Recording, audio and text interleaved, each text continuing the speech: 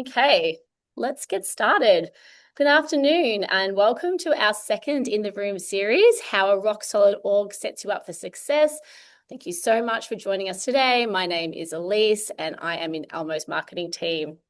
Before we begin, I would like to take the time to acknowledge the traditional custodians on the lands of which we're meeting today. For me, that is the Wurundjeri people of the Kulin Nation. We pay our respects to elders past and present as early innovators and acknowledge their significant contributions to science and technology throughout land, water, and culture. So just a quick admin, you are all in listen-only mode, so you can hear us, but we can't hear you. We will send the recording after today, so don't worry if you have to jump off at any point. We'll get that to you by the end of the week. And the chat will be open. I probably haven't opened it yet, but I will open that. So ask your questions as we go, and we'll try and get to as many as we can at the end. And if we miss them, we always try and follow up in our wrap-up email. So why are you here today? Today's topic, it is an interesting one because we're talking about what the power of a rock-solid organization design and job architecture unlocks, the type of benefits that every HR leader cares about, pay transparency, career development, performance, and maybe AI readiness. These HR initiatives and many more sit on the same foundation, which is your job architecture. So if that foundation is shaky, everything built on top is too.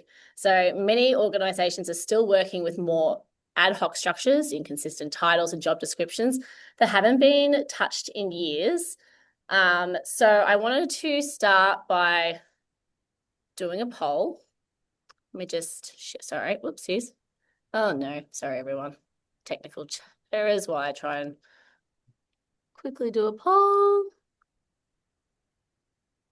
There we go. And that is, how would you rate your organization job architecture right now? So I'm not sure, shaky to the point of falling down, see that here. And while we're collecting the answers, let's recap on what you'll learn today. So we're going to talk about why organization design is that kind of invisible layer that sets you up for success, what happens when that foundation is solid, and where to start. So we have brought together two, sorry everyone, why is this doing that? Share, I'll just end this poll. Oh, of course, it's not letting me actually share back my screen. So we'll just do it without the pictures.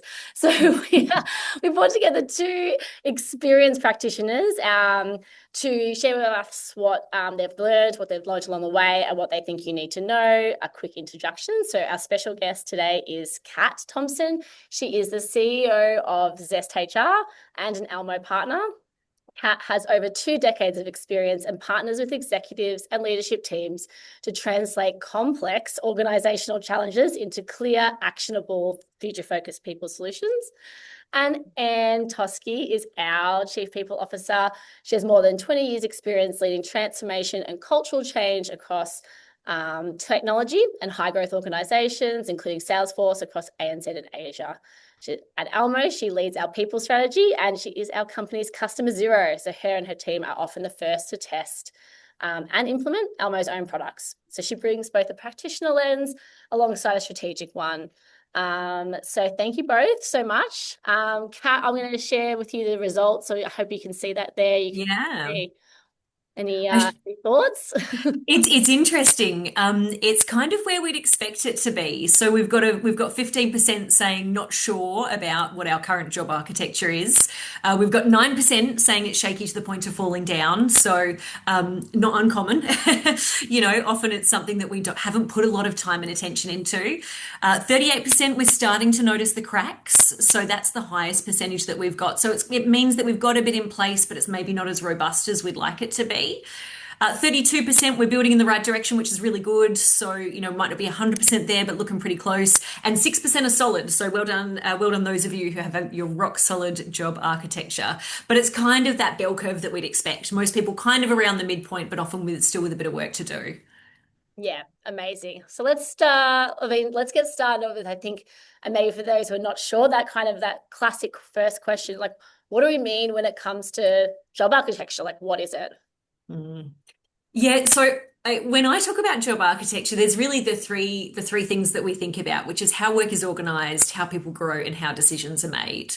So think about job architecture as your fundamental infrastructure that provides the foundations for everything else that you do in your HR function. So we often have disparate pieces. So when we talk about how work is organized, it's often things like your organizational structure, your job families, your job levels. How people grow is about your capabilities and your career pathways, and how decisions are made is around your job evaluation and remuneration. Now, often these are at individual bits, and sometimes they're done to different levels, but they're often not woven together. Whereas job architecture, and especially effective job architecture, is when you have all of these pieces and they're knit together really well to create a really cohesive foundation for everything else that you do from a HR perspective. Yeah, amazing. And I want to ask, like, I guess, sorry, I think we wanted to start with, I guess, the obvious skeptical questions is like, why should a busy HR leader, like those who are joining us today, like I know Anne is about, why care about now? And, what are the more urgent, like, when you're thinking about competing with all the urgent issues, like, why care about it? Yeah, I might jump in, but I'm interested from your internal perspective, Anne, when you think about it and everything that you weigh up. When the work that we do, we basically see it as the foundation. So, given that everyone's got an awful lot on, and we've got a number of kind of competing priorities, job architecture is one of those things we don't think about until we realize it's a bit broken. So it's often the root cause of other issues. So it's often the root cause of a lack of clarity around roles or pay or direction. And it's not until we get under the surface that we realize that it's our job architecture that actually needs focus. So while it's often not the thing that's yelling at us the loudest, it's when we trace that line of problem definition down to its root cause, it often is job architecture. So it's one of those things that if we can get that foundation right, think of your job architecture as the foundation that you lay for a building. Once that's really, really solid, it's much, much easier to build your other projects and programs on top of that. What's your sense, Anne? Yeah, it's very similar but different. And I guess hi everyone, it's nice to meet you. I was joking with the gang as I joined that like for other busy HR generalists on the call today, this is one of those where you're gear switching. There's been a fire drill first thing, et cetera, et cetera. So it's a perfect question because you think about the HR world and our lives, we need to prioritize all the time, don't we? So for me, like job architecture for me in the day to day is really meaning like the org charts, the job descriptions, the leveling, the grading. Maybe it's also like a capability framework that's connected. It's a performance framework that's connected. And that these things are kind of systematized and consistent and defined, and I can put my hands on them. Where they come to me of urgency is when a bit of a like, sometimes it's a fire, but I'll give you a live example. It's not a fire, it's not on fire, but it's not even smoldering. It's just more of a, like I wish. So we, like many of you, are probably coming up to your year-end performance ratings, into REM review, into bonus review. And I think, and I'll be very transparent with this group today at ELMO, we do some things well around job architecture, but there's things we don't yet. And one of them is like we don't have salary grading across the board. And when it coming from other organization, that's your kind of shortcut conversation of like, hey, we're talking about analysts. Are we talking about the grade 5 analysts or the grade 4 analysts? And we immediately can zone in. We don't have that today. And without that part of our job architecture set, every time we're talking about that job family, the analysts, it's like, wait a minute, that one's paid more than that one, and that one's called this, and what's going on? And it just gets really confusing. And that for me is when it becomes, it's not quite at the urgent of like trumping some of these other things, but it could get there easily. And it's for me like I'd love to tackle that because that would just save a lot of time every time we have this conversation. I don't know if that resonates with you, Kat, with what you see. Mm. It is. It's often the kind of the more subtle cause Mm. of other issues, whether it's lack of trust in a system, lack of trust in data, more challenging to make decisions. It just creates that little bit of extra tension because you don't have it already locked and loaded, right? And Mm. that's why when we find that there is good job architecture, it's easier to make decisions because, as you say, you can all just hone in. You're speaking the same vernacular.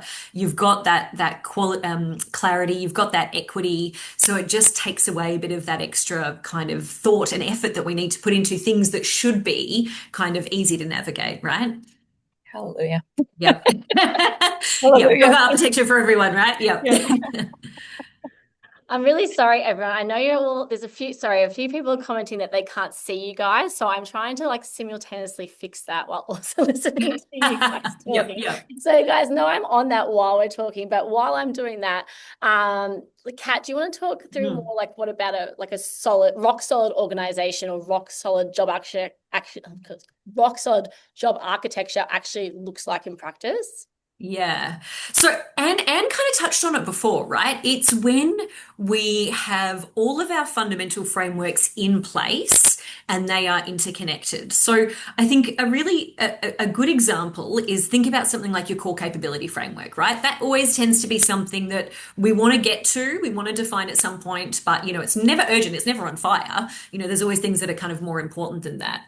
Whereas if you've got something like your core capability framework in place, that will underpin a number of things in your employee life cycle and your employee framework. So things from your job design and your position descriptions, you know what core capabilities they need to have. You can assess that through recruitment. You can assess for that during onboarding and probation, and you can measure against that through performance review. It then gives people real clarity around career development because they know if they want to move up in the organization, what capabilities they need to be able to demonstrate. So it starts to kind of remove the ambiguity when we've got a rock solid job architecture, and you see that kind of across the board, right? So if you've got that from a remuneration, from a job value, job scope, job size, capabilities, it starts to give us this consistent thread across everything that we do that, to Anne's point, takes away the questions and the I'm not sure and the cognitive load of the little things. We know we have a rock solid org when we don't need to ask those questions, when we all just know what a job is valued, how it's paid, what it's responsible for, and how it integrates and is kind of connected with other parts of the business. And when you look at it internally, what does it look like kind of for you? It's really resonating actually with me, Kat, because Mm. for everyone, it's nice to meet you today. I've been in with Elmo for about coming up on 8 months, so not really that long. It does feel a bit longer. I'm sure lots of new jobs feel the same way. But one of the things for me with a rock solid, kind of documented, systematized job architecture is that you don't need to know the history. It's baked into everything, as much as possible. So you don't need to know why do we have this little role, and why is it the only one like this that sits in regional Victoria, and it's paid twice as much as yet? Like, what is going so without it? Surely that will still happen of these little anomalies, but it would really reduce that. And then I also think, I think of my own time just ramping and onboarding more quickly. You're kind of like the shortcuts of like, great, that's that job family, that's what that looks like, this is what it does, this is how people move in and out of it. Yeah, that really resonates with me just as a relatively new starter, even what it would give. And to other people leaders in the organization, you're inheriting a team. How do I familiarize myself with these roles, the structure, the history, all that jazz? It's that shortcut, isn't it?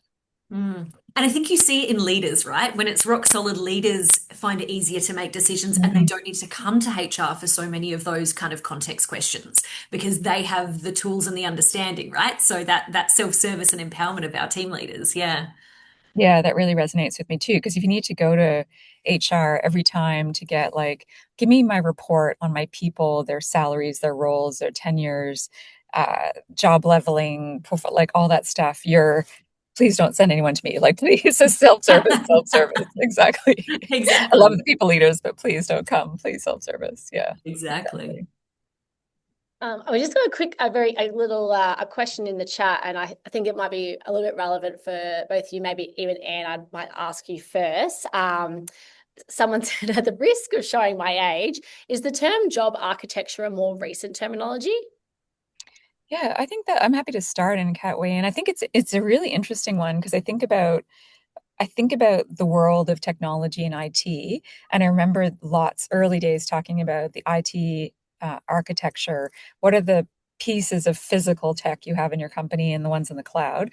So I think, yeah, HR picking up on the trend. We are, sometimes the trendsetters, sometimes not. Could be a more recent term. I think back to the early days of my HR career, I probably wouldn't have had a nice umbrella term for it. I probably would have talked about it as distinct things like org design, job descriptions, job family definitions, career leveling, I probably wouldn't have thought about it so holistically. So it's a great question. Yeah. How about you, Kat? What have you seen in the terminology? Look, I agree. I think it's probably only in the last few years that the term's been used more frequently. And I think it's since we've started to understand the strategic value of job architecture, right? When they were more administrative Yeah. pieces of a puzzle, I think we spoke about them as separate pieces. And then there seemed to be a shift in thinking, I don't know, 3 to 5 years ago, where we started to understand that they were pieces of a cohesive whole, that when we have it actually gives us our blueprint. Again, you think of the word architecture, right? We're drawing the blueprint of kind of our organization. So I think it's something that's kind of evolved in more recent times. And I would probably say that's with a greater focus on systemizing, automation, increasing in AI. We start to see the collective whole. And as a result, we start to see the strategic value. Because again, one of the reasons I'm really passionate about job architecture, even though, we wonder if anyone's ever going to be excited about this, is that, you get this right. You've got this rock solid foundation. Everything's really, really clearly defined. You're not spending time on the reactive or the administrative. It's really clear. It's really equitable. And you're spending your time and energy on really high value strategic activities that are really supporting the organization, right? So it's about getting your house in order so that you can focus on the exciting things and put your focus where you want it to be. Yeah, good question. Yeah, I like the analogy. Yeah. Definitely. Thank you. So a lot of organizations are probably assuming they are managing well enough, or we saw a few people saying, oh, we're starting to see the cracks. What are the early warning signs that the structure underneath is maybe shakier than leaders realize? Mm. Well, I think from the work that we do is it's when people ask a lot of questions, when people aren't sure how to answer stuff, when they aren't sure how things fit together, when you do have to go and kind of interrogate something that should be relatively clear. And the other thing is also when we're trying to systemize and automate, right? If we don't have clear job architecture, it's really, really hard to create automation and maximize your technology. So they're often my symptoms is lack of clarity for leaders, lots of questions, and it's hard to make the most of our tech. What about for you, Anne? Yeah, I think for me, what's coming up, and I'll share openly in this trusted forum of like how I kind of see it interplay. It sometimes starts as like, oh, this talking to a leader, my structure isn't quite right, or I want to do something else with so and so. I want to do something else with Joan, and it's you start to have the conversation of like, help me understand what's the customer value chain you're working through, what's your structure today, what are the roles underneath, and what's the problems. Yeah, maybe to your point, exactly, Kat. As you get into it, the questions and the answers aren't clear, or the questions drive more questions, and it's just not quite where it needs to be. And but in this instance of like the structure may not be quite right. It's been legacy built around a person or about a work practice we used to do and now we don't do, or it used to not be enabled by technology, now it is. So the structure, the org structure, like the literal sticks and boxes on the page aren't quite right. Therefore, maybe the jobs aren't quite right. The job descriptions may not quite be quite right. The job leveling may not be quite right. The capability may not quite be quite right. Even as I talk about it, I'm like, oh gosh, like that sounds like a lot of work to fix. But it is kind of a good early indicator of, maybe we're not as rock solid as we need to be in this area from an architecture perspective. And I'd probably just add to that, if those pieces feel separate, right? If it feels like your org structure sits over there, if it feels like your capability framework sits over there, if it feels like your REM framework sits over there, and there's no interconnectedness between them, you've created more chaos than things that are really helpful, right? It'll feel rock solid when there's a very clear line linking those things, and your remuneration framework overlaps with your org structure, overlaps with your REM framework, overlaps with your job design and families, and you can really clearly see how they correlate. That's when it feels rock solid. Yeah. I've just seen that someone's shared the Google definition in chat, which is actually like pretty much That's bang on. Nice. and I guess like when we're talking about what a good example of a business problem, I think you just kind of tapped into it a little bit there, Kat, because when we're talking about what a good a good example of a business problem that looks unrelated on the surface, but actually tracks down to that kind of a weak job architecture. It's just what you've just articulated, right? Your career progression is somewhere, your org somewhere else. Everything's not connected. Like, would you expand on anything other than that, or is that what's a good example of another business problem that maybe separate to those things that that can tap into it? One that I think always surprises people is career development. We tend to think of career development as an OD thing, as an L&D thing. It's about succession planning and career development. But if we haven't clearly defined the value of roles, the skills and capabilities required in roles, how they interrelate in terms of each other, then it's much harder for someone to navigate their career, right? If it's not really clear how to get from my role to Anne's role, if that's not objective, then how am I going to be able to build the skills to go through that development process, right? So this kind of disparate, valuable thing that we know people really care about, growing their careers, actually is definitely enhanced when we have really good job architecture. So we start to move away from sticks and boxes and the transactional side of job architecture, and it actually becomes an enabler of these really important things that we're doing as HR folks, right? So yeah, I find that one often surprises people, career pathways. Yeah, and we know, from our recent research with the HR industry benchmark report, that upskilling, cross-skilling, reskilling, all those things continues to be like almost the number one challenge that most organizations face, no matter what industry. And that's only going to get more prevalent probably as AI skills need to, be factored into that as well. Did you want to add anything to that, Anne, or? No, I did, in more reaction to some good questions and stuff going on in the piggyback off of this. I think Richard's definition of job architecture is spot on, like, well done, Google. And then the question from Sarah about how do you connect all these things. So I'm thinking about that in my role. So everything we've talked about, like, okay, organizational strategy, goals, therefore org structure, sticks and boxes, therefore operating model, how do different sticks and boxes interact with others, job families, etc. I'm thinking about both how do we document and capture this, and then how do you connect them? Because I could see a world where, like, in the perfect world, on my best HR day, I would lock myself in the room with the team, and, like, we'd map all this out and we'd capture it on slides. Immediately, it would probably be out of date because the world's going to change around me.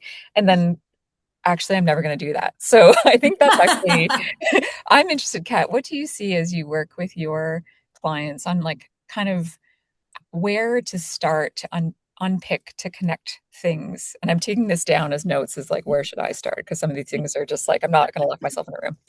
Yeah. Yeah, it's a good question because it can sometimes feel really big, right? When we're looking at all of these things, we go, oh my gosh, I don't have time to work on all these things. So I think it's start with where you feel the pain. Is salary clarity, is remuneration clarity a question in your organization? Is what people are responsible for a question? So where are you feeling a bit of pain? And then go and look at the framework that should help resolve some of that stuff. So sometimes we'll have, again, a couple of these things in place. We might have our REM framework, but we might not have our job sizing, job families, job value kind of framework in place. So go to where the problem is, and then I think you still need to apply that organizationally. Because normally we would say choose a part of the business and start there. I actually think it's choose a framework and start there and apply it across the board. And just start with one wherever you're feeling the most pain. And then as you build the next one, make sure that they all connect into each other, and I think that's how we kind of chip away at it from an organizational perspective. And then you can kind of have it running concurrently and just chip away at one kind of framework at a time. Because yeah, HR folks are more busy than ever. That's we don't have time to just sit there and be like, let's spend 3 weeks just building all of our frameworks, right? We wish we did. So what's on fire the most would be my answer to that. Super helpful. Thank you. Yeah.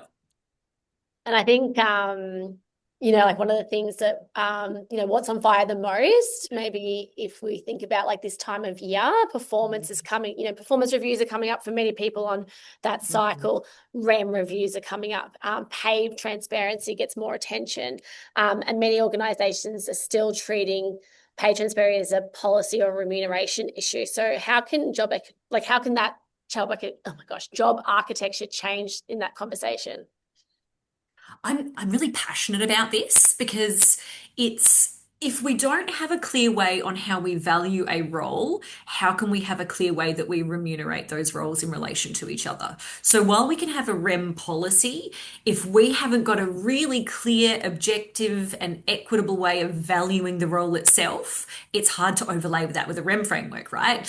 It's hard to overlay that with a REM policy. So I actually think in order for us to feel really confident about navigating REM conversations, pay transparency conversations, we need to be super clear and confident about how we value those roles. And that is things like your job families, your job levels, your scopes of responsibility, all of those kind of things. And then it's a really non-contentious conversation, because it's absolutely black and white. It's based on data, and we can feel really confident in how we're navigating that, because there's nothing worse as a HR person trying to navigate some of those REM conversations and being a bit unsure about why that analyst is on this and that analyst is on that when we don't really have any real frameworks or data to back that up. It starts to feel subjective, right? And it's hard for us to advocate for that position. How do you see it playing out internally, Anne? Yeah, no, it's really resonating with me because I'm, yeah, like Elise said, coming up to that time of year, and I'm just having PTSD flashbacks of trying to influence leaders. And I'm sure we've all been here, and this is particularly on REM, where they're like, okay, so you've got your excellent, REM budget, you've got some nice guardrails, you've got how does the rating align with the comp ratio, therefore the calculation gives you this, perfect. And you've got all that working beautifully. And then the leader's like, no, I'm going to do this and give Sally more and Johnny less. And you're like, why? Please explain. And they're like, but Sally's like such a go-getter and a culture carrier. And you're like, no, no, no, like, please stop. So it's that kind of, if we can underpin it by clear, like, these are the grades of the jobs, these are the guardrails around how we're making REM decisions, and it's consistent. Uh, Really good architecture underpinning all of that. It's more kind of defensible. And then something like pay transparency, you can stand hand on heart and be like, we did this well, this is solid, versus, exposing things and being like, well, actually, I don't really know. And Sally just got more than Johnny, and good luck to them all. So it's really resonating with me, particularly at this time of year, when without those guardrails, things can really go off the rails, can't they? Yeah, absolutely. Definitely. And you just want to feel confident in those conversations Yeah. as a HR practitioner. You want to have that kind of backing behind you. And same with leaders. They want to feel clear when they're kind of navigating it. And I think it also flips to career progression, right? So when people are this time of year, they're talking about what's next, where they want to go, all of those kind of things. The more we can make that clear, transparent, equitable, then it's easier to kind of create plans. And the intern who wants to be CEO kind of next year, we can have a better conversation about what that pathway looks like and maybe how long that might take, right? In this Exactly. I day love and those interns that want to be CEOs. Please, age. yes. Yeah, totally. Let's do I this. wouldn't discount it. Yeah. Rebecca asked, I guess like when you're thinking about, I guess that people, to your point, Anne, around like why X person get paid more than X person, you're thinking about the value of a role. So they're both analysts, for instance. Like, what kind of questions do you ask yourselves, like to determine that value? Mm. Yeah, I'm happy to take it first and pass it to you, Kat. This is where I would go to your old school kind of like salary grading, REM research houses to be like, hey, like what is, because like an analyst is not a unique role. It's very unique. Across industry to have unique roles, and it's even very unique within industry to have roles. So there's like a view, and there's benchmarking, and there's good market trends. So I'd kind of go there, because that also takes it out of the hands of like, well, I think this and you think that, and we're arguing. So I'd go there. I think this is where I'd probably give an AI a plug too, with a caveat. So I think that you'd usually go to your big salary houses, your big REM houses, and you get this data, and you might pay a lot for annual surveys. One is that you can check out your favorite AI tool with good prompting and you in the loop. Talk to me about what's going on with these roles, how they valued in the market, what has shifted, what's going on, how should I be thinking about their leveling, their grading, etc. And I think that kind of human in the loop plus that external, because you can get emotional about it, can't you? Like, I love analysts. I mean, they're the best, and so I think that's important. But that's sort of my take on it. How about you, Kat? Yeah, look, I agree. And I think it's when we start to cross over across different job families, right? So how do we compare a HRBP to, a finance analyst or whatever, right? And we start to go across areas that it's harder to kind of compare like for like, but we're still trying to navigate how we value these roles in comparison to each other. So I think this is where we start to really look at things like the span of control. So how much control, how much responsibility, how much influence does the role have, almost to the point of, what's the level of kind of delegation, and then looking at things like the job size. So, how many direct reports, how much responsibility. And this is where we then start to get a better sense of the value of the role relative to other job families, even if it's a bit harder to make that kind of correlation in our minds. When we go through a series of really clear questions around scoping that out, we can then start to understand like for like across job families. And that I think gives us more confidence when we're trying to work kind of organizationally. Yeah. We've got a couple of really good questions. I'm always kind of conscious of like, oh, should we answer them now or keep going? But we're in a good like space here, so I'm going to ask a couple of these questions. So Rebecca has said our business has grown through acquisition, and we've inherited different job architectures, and now need to standardise. Not easy. Job families and classification and REM frameworks is fixed. Role titles are a massive challenge and need consolidation and alignment. Any tips on how to standardise versus what degree of flex you offer, or a benchmark rate, or a benchmark ratio of title to number of employees? Oof. Wow. I'm happy to start, Kat, and then Yeah. throw it to you. Like, I guess fun problem to have, Rebecca. I see you. We've got, as part of our ELMO group, we've got the UK and we've gone through acquisitions there. And it's exactly that. It's sort of, don't get me started. It's increase in titles, policies, et cetera, et cetera, et cetera. I think for me, where it starts to become important to standardize as I think about the scale. So my last organization, we're about 400 people in Elmo and across the group. We're probably getting there. Last organization was 80,000 people. So it was like, okay, no flex. We are standardizing because this, researcher and that researcher, they're all the same because we're just not starting it. So I think for me, what prompts it is a bit of scale. So if you were, 20 people and you've acquired another company, it's five, another it's five, it's probably you can get away with it for a while. I don't have the magic number for you. I think 400 is probably too big and we need to be more standard. So that's another job for me. But I'm thinking a lot about the scale of the company and where it becomes kind of critical because otherwise you're wasting all this time being like, well, is your researcher the same as my researcher? And also there's that kind of integration lever of, hey, we're all the same team now. Let's all be the same researchers. I don't know. How about you, Kat? Yeah, it's one of those things that it feels to me easier to address from the start, and then as you grow and scale, it folds in. So, as you're kind of, this is probably a good point to do a bit of a reset, to do a bit of a, okay, what do we want? What does good look like for us? Particularly if you've got more growth on the horizon, if you are looking to continue to acquire or grow organically.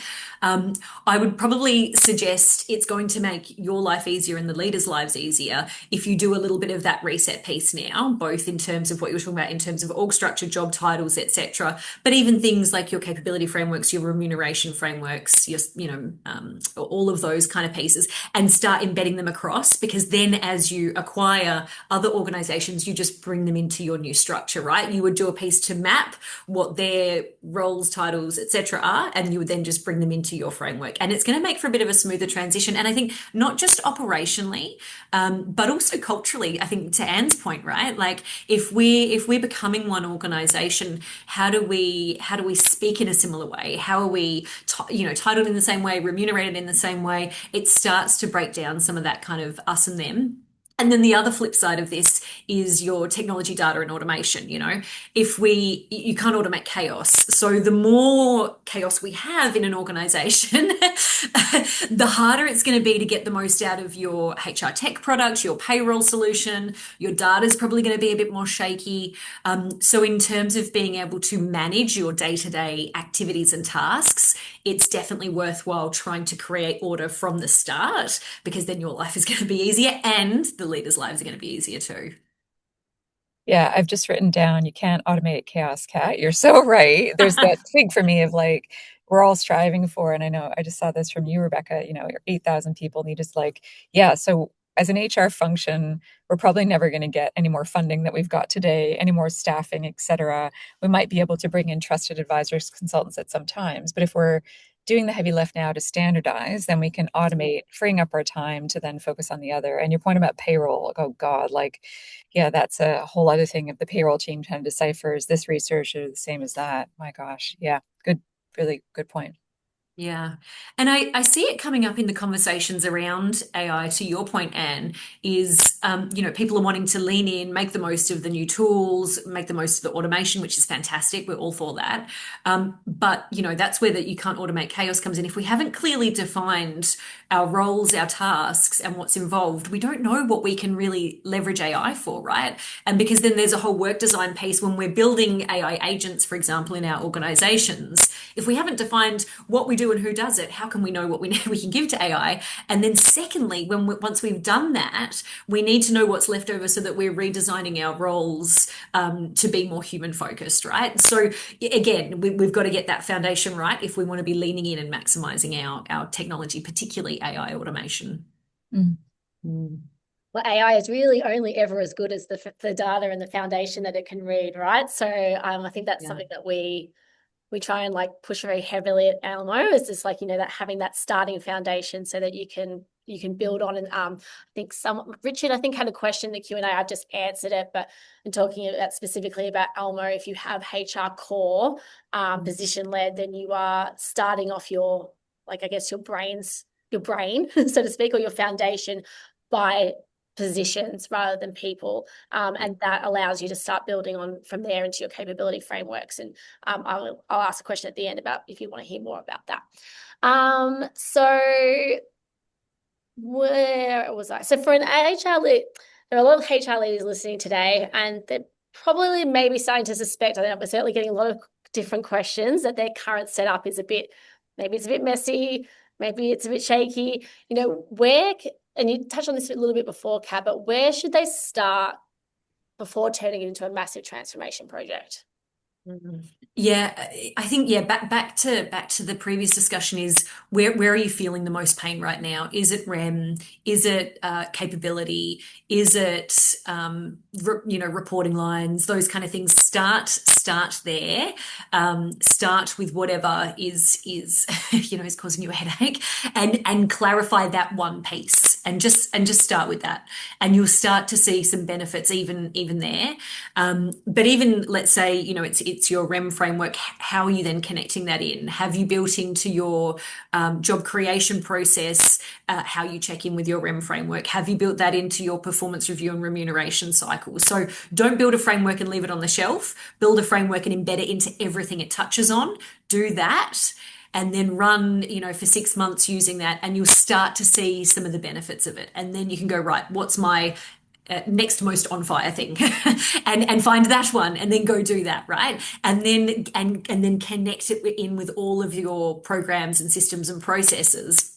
And then it might take 18 months or so, and then all of a sudden you've got your frameworks in there and they're connected in as they should be, and you're going to see that kind of foundation and automation. I think I would say, to the point of using position-led in ELMO, you take a second to look at your job architecture before you configure your position led, right? This is the perfect opportunity, because it's an incredibly powerful tool if you've got the right job architecture, but the system will only be as good as the work that you've done first. So if you have HR core and you're either in position led or moving in, take a beat, look at some of those pieces, in particular your org structure, your job families, job levels, spans of control, that piece, that real job design piece, get that right, and then build that into your position led, and that's going to give you some serious benefits. Yeah, beautiful.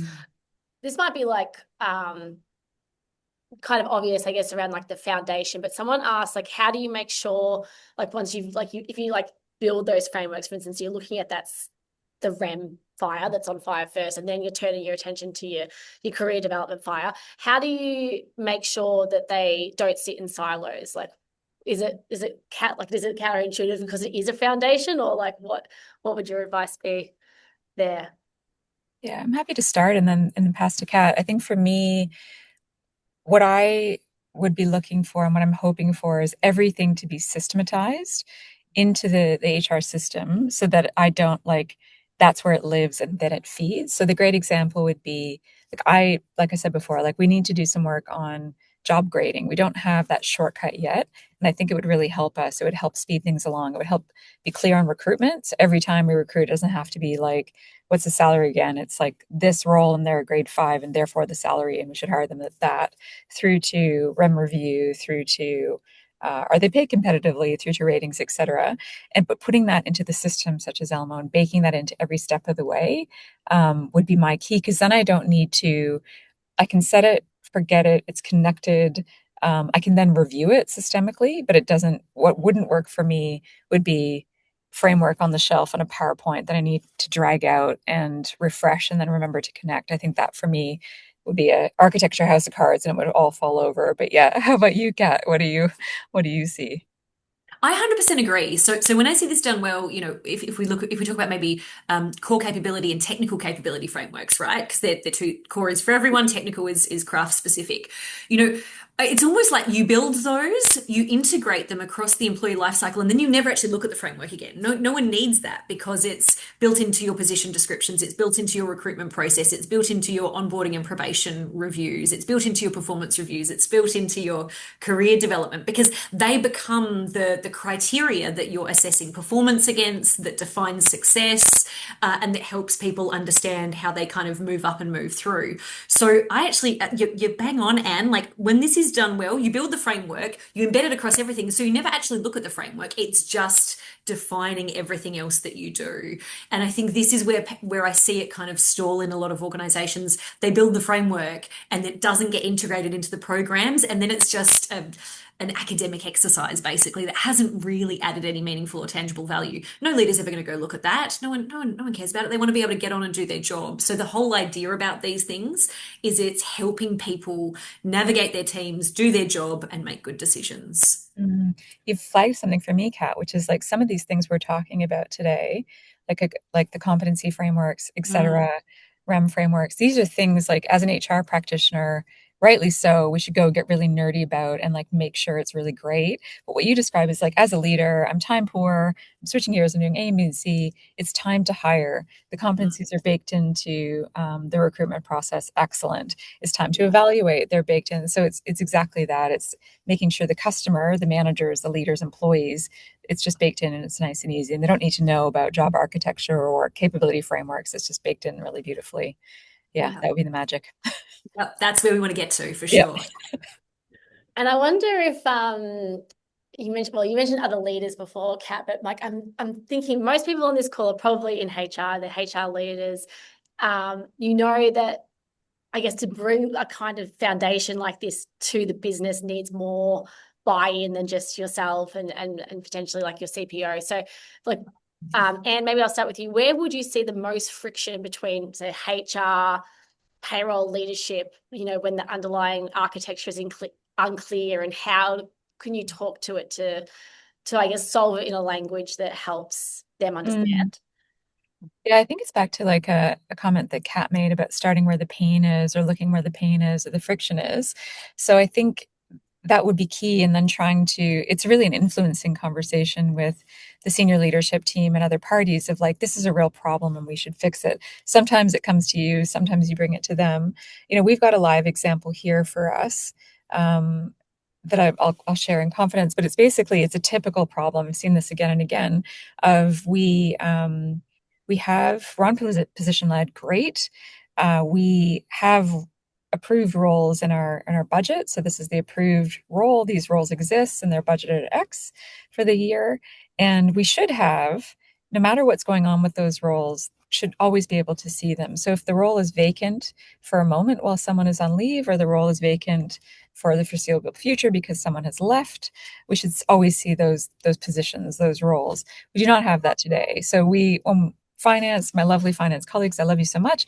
When they take a census or a snap, there's a role missing. So I had that happen for me in my UK team. And it was like we have 4 headcount and then there's 3, but then there's 4 again. So bad and Tosky, she's gone up one headcount. And it's like, no, no, no, no, no. I had 4 approved roles are sitting there.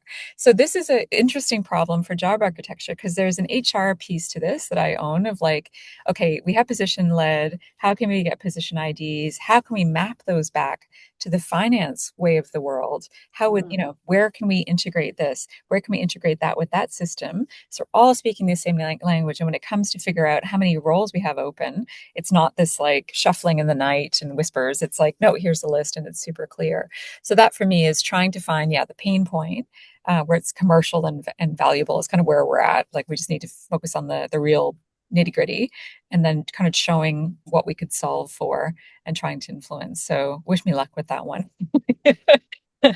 Yeah. How about you, Kat? Yeah, look, I 100% agree with you. No one outside of HR cares about job architecture. They don't care about our frameworks, and that's no disrespect. They care about business outcomes. They care about their operational deliverables. They care about commercials, right? So this often happens for us when we go into an organization to do maybe a system implementation, and we start that process and we go, hold on a second, we need to do some work on your job architecture. When we're writing, a paper for the HR team to submit, we don't talk about job architecture. We talk about the fact that we need to create further clarity, which is going to help your leaders make decisions, which is going to help you further automate your processes, which is going to give you more confidence around your pay equity. It's those things that leaders care about. They want their technology to work really well. They want their leaders to be enabled. They want to feel hand on heart confident that they can deal with tricky REM questions if they need to, and that they can manage their talent pipeline. So I think it's about speaking, about what matters to them and speaking in their language. And then, our nerdy job architecture stuff is just how we get there, right? We know that that's what it is in the background, but really talking about business and commercial outcomes is the thing that I find moves the dial every time. Yeah. Yeah, amazing. I just like in the interest of time, we're getting to the end of the session. I want to ask a couple more questions, and then maybe if anyone has any final questions, just put them in the chat. But what either of you, what is the most common misconception HR leaders have about this topic before they really get into it? Yeah, you've sparked something for me, Kat. I'm happy to start and throw it to you. I think a common misconception could be that it's very administrative, transactional, unsexy, unfun.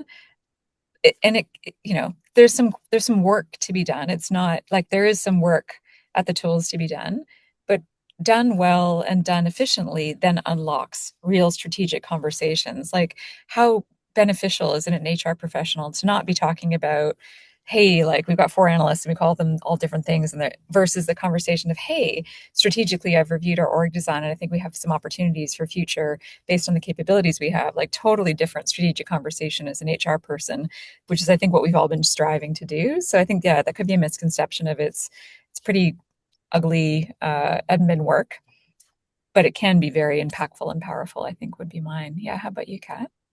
I 100% agree with you, Anne. I think it's almost got a branding issue, right? Like, job architecture, PDs, everyone's like, ugh, admin, it's kind of got a bit of a boring kind of bad rap. But, I think my kind of mission, particularly in this conversation, but everyone I talk to is let's think about this differently, right? Like if we change our mindset around job architecture to be building a really rock solid foundation, that's setting us up for success to do the strategic stuff that you just spoke about, right? So, I think it's job architecture is your strategic enabler. Take that as my number one kind of takeaway from this conversation, because it really shifts the thinking from a transactional reactive, I'll get to it when I need to your core foundation that's going to set you up for success. Nice. And I think we have really sort of touched on like these different pieces throughout, but I guess kind of like summarizing it up, maybe like Aaron, if you could start sharing an example of when the foundations were right. What was something that was unlocked that maybe the organization wasn't aiming for, but then benefited them from anyway, that like might be a nice way to sell it in? Yeah, no, I think Kat touched on this before around career development. So on the face, you get questions from the workforce of what's my career path, what's my career journey, etc. And you're just, as an HR person, you're like, oh, I cannot answer that for you. This is really hard. So my last organization did this big project globally to standardize job grades and definitions. And they started with, they were a sales dominant SaaS team. So they started with the sales roles, where are we going to get value? Where is there pain? They started there. And what it unlocked was so much more. It was one career paths now are crystal clear for employees. If I do this, I can go to here, I can move up there, I can go there, I can see my journey for years and years. Magic. But the other thing that happened was that we kept getting to these REM review as an HR practitioner. And because we had these little anomalies, we'd be fighting in the back with the leaders of like, no, you can't do that. You can't have a junior admin, blah, blah, blah. Like that doesn't exist. And you fight and you lose and it would exist and they'd carry on. So it was a big piece of work. It solved the career development thing. It was super clear, but it also solved the tactical kind of REM thing, which freed us up from like just not having that conversation for the 50th time. So it was really, really well done and really magical. It was really systematized, but big effort, but huge payoff. Yeah. That was my example. Yeah, I agree, and that's what we see. The other thing I see is the quality of our data analytics and reporting, and particularly being able to move into more predictive analytics, right? If we've reduced ambiguity, if we've got really clear ways of viewing and slicing and dicing our workforce, and that's really objective, then it gives us much more confidence in our data and it gives us more opportunity to look at those kind of leading measures as opposed to always kind of lagging measures. So think about your dashboard and reporting. You're going to get much more value out of that once you've got your rock solid job architecture. Yeah, that's something we haven't even touched on, Kat. So important, isn't it? Like chaos, chaos in the architecture, chaos in the reporting, editing it, trying to get it board ready, leadership ready. Yeah, you're so right. You're so right. Yeah, nice. And Tammy's made this comment. She's like, the misconception is that AI will be able to solve this without, but you can't solve it if you haven't like put in the effort of like quality framework and context. Like that's where that human element is still so critical, right? Sorry. Where it's so critical because you have to understand the way your organization needs to operate and to run. And I think that's why people are talking about more of these foundational pieces more now, because we've realized that we've got to have our foundation strong and then we can automate, we can use AI, we can lean into the benefits that we get from this stuff. But if it's in our head and it's not been clearly defined, then we can't program that into something, right? We can't automate that. We can't build workflows. We can't build AI agents. So I actually think that's why we've seen a pendulum swing, and I'm finding more people are talking about this now because we've realized let's get this solid, and then all the other stuff we can get those benefits from our AI and our tools. Yeah. Yeah, I've been thinking about it a lot in a similar way, Kat. It's very back to basics, some of this stuff, isn't it? Mm. But it's super key if you're going to look at standardizing, automating, agentifying, everything. I think you're really onto something there. It feels like back to the olden days of like, okay, get out the job grading, framework, but it's super important because if you don't define it Yeah. exactly, you're going to put in garbage, you're going to get garbage back out. So yeah. 100%. Yeah. Yeah. And so I think easy, like in some of the examples that people have said that, with like businesses emerging or, growing and so forth, where you're like, how did they get to this point? Like, you just assume that like when a business starts, it's got all these things kind of like set up and it just naturally grows. And it's like, no, that's not how any business has ever started ever. It's always just been like kind of chaos and then you hope for the best as it goes along. Yeah. I think like leading into the end of this session, if you were to, give like I guess like a practical first step, you're going to leave here today. What's the first practical first step people should take, to get this process started? Do you want to So, kick that off, Kat? yeah, I'm happy to start with that. So, I think ask yourself four key questions. Do people know how jobs are valued here? Do people know how roles are remunerated around here? Do people know how to progress their careers here? And do people know how their jobs are kind of classified? So if your answer is no to any one of those, it's kind of gives you a bit of a sense that there's probably some work to do. And I think, yeah, back to our previous point, that will tell you which framework to start on first. and then you start there, and then you integrate it into your programs. And yeah, take it as one step at a time. Don't try and do all of the things because we can't, because we're busy HR folks. So start there. And I think that's just a quick kind of self-assessment that you can take for your team. What about you, Anne? Oh, I think that's really well said. It's raising a lot of questions for me. I'm like, nope, nope, nope, nope. What to do? But I think then I overlay something else you said earlier, Kat, which is like think about the pain points. Like think about I'm thinking about the practical frontline key impact pain points, and maybe think about overlay. Okay, let's pick a framework and let's start there. So if it's more consistent job descriptions or grading in an area, and start with the most impactful, then yeah, that's what I would say is practical. Brilliant. I think that's all we've kind of got time for. Someone's asked that those questions that you've just said, Kat, were great. Can we repeat them? We'll put them here in the chat. I mean, happy for you to repeat them, but also we will send in like a sort of summary article with our, our recording. We'll send a recording and we'll also send an article. We'll have it in there so you guys can keep it handy. I'm just going to launch a poll. If anyone is interested sorry, that's it every time, in learning more about position-led that we've talked about today, we can have someone in our team get in contact with you just to hear more about how that is. I just want to take a little bit of a minute to thank both yourself, Kat and Anne, for today. Thank you everyone who attended. I hope you found it really insightful. Today's session has been recorded, so we're going to get it over to you end of the week. Forward it to any of your colleagues, your peers you think will benefit from it. Like I said, we will put that article in around those questions that you can answer. I'll also put a survey at the end if you can take some time just to let us know how we've done today. But yeah, I just wanted to thank you all for coming. I hope you have a non-fire, nice, easy end to the week. I'm sure that, end of financial year, it's all starting to pick up for a few of you. So, yes, good. Best of luck as we head to the end of the financial year. Have a great rest of your day, everyone, and we'll see you all soon. Thanks so much, Kat. Thanks, everyone. Thanks, Thanks all. everyone. See you later.